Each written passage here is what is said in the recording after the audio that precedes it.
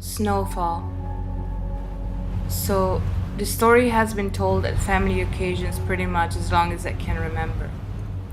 And it still is one of the scariest things that has ever happened to someone I know. Just a little backstory before we get started. This happened to my grandparents back in 1974. They lived in northern Ontario on a very secluded rural strip of country road. Their closest neighbor was a 15-minute drive away. This occurred in the middle of February. Their entire farm property was covered in a thick blanket of snow. The house was your typical farmhouse. Behind it to the right were their crops, now dead of course. And about 60 feet behind their house was their barn. And beyond that was a massive woodland area. Nothing but evergreen trees that seemed to go on for miles. God, I loved playing on that farm as a kid. Until they told me this story, that is. So, on the morning of February 17th, my grandma said that she woke up in a panic. You know, like when you have those dreams that you fall and right when you're about to hit the ground, you wake up freaking out. She described it like that. She didn't startle my grandpa awake though, because we later found out that they were getting separated and he was sleeping in the basement at this point. It said how relationships that seem so full of love to you crumble behind closed doors. Now that we're all adults, they told us the truth. They really only stayed together until my mom started her own life. They didn't hate each other or anything. They just sort of fell out of love. Anyway, after she was jolted awake from her dreams, she instantly realized that the house was freezing. This is unusual because they always kept the furnace on full blast in the winter. If you guys have never felt Canadian winter before, be thankful. Her first thought was to check if her window was somehow not all the way shut, but it was locked. She noticed a draft coming from downstairs and the smell of one of my grandpa's Marlboros burning. She walked out into the hallway and noticed that the front door was slightly open. Frail gusts of wind were getting snowflakes all over the welcome mat. "Richard?" she called out. There was no reply. She put on her slippers and made her way downstairs and out onto the porch where she says she saw my grandpa sitting on the patio chair, smoking a cigarette. "Richard?" She snapped her fingers at him, and he only then acknowledged her presence. "Good to see you," he said.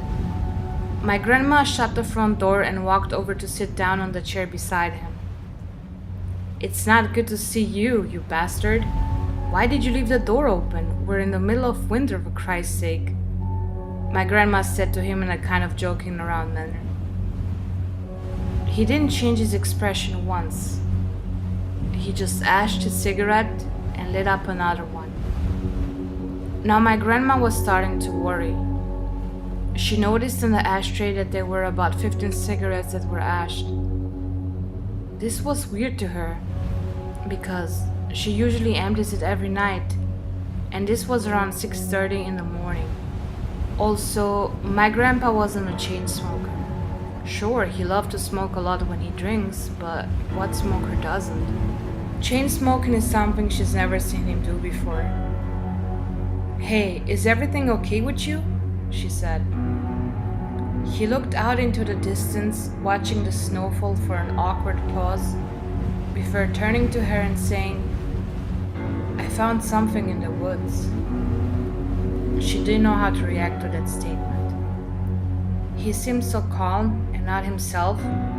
She said even his voice sounded different. "What do you mean? When did you even go out back to the woods? What did you see?"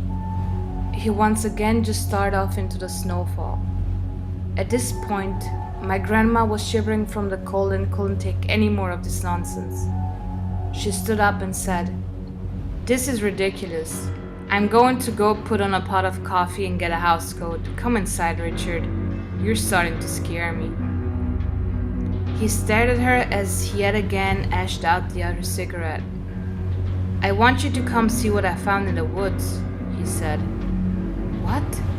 It's fucking freezing. Get inside, Richard. She replied back, getting annoyed and quite creeped out by this point. All of a sudden, she said he stood up and full-on sprinted off the porch and to the right of the house, running past the garage.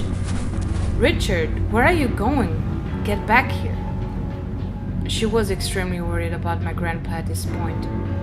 She followed him down the porch, but her slippers caused her to slip on the wet, slushy steps, and she fell hard on her back. She said at this point she started to cry from the pain, but she crawled towards the end of the garage and looked out into the backyard. She said all she saw were his footprints in a perfectly straight line headed straight for the tree line beyond the barn. But here's where things get truly terrifying. She sat down in the snow, confused as to what in the flying fuck is going on, when all of a sudden my grandpa came running out the front door calling her name. She turned around towards the porch to see him coming to help her out. What the hell are you doing out here, Arlene? Are you okay? She then proceeded to tell him what I just told you. My grandpa took her back inside because at this point she was getting frantic with fear. She kept on mumbling things like, "But I just was talking to you." And, "The woods. What did you find in the woods?" My grandpa did see the footprints. He even followed them with his rifle all the way to the tree line.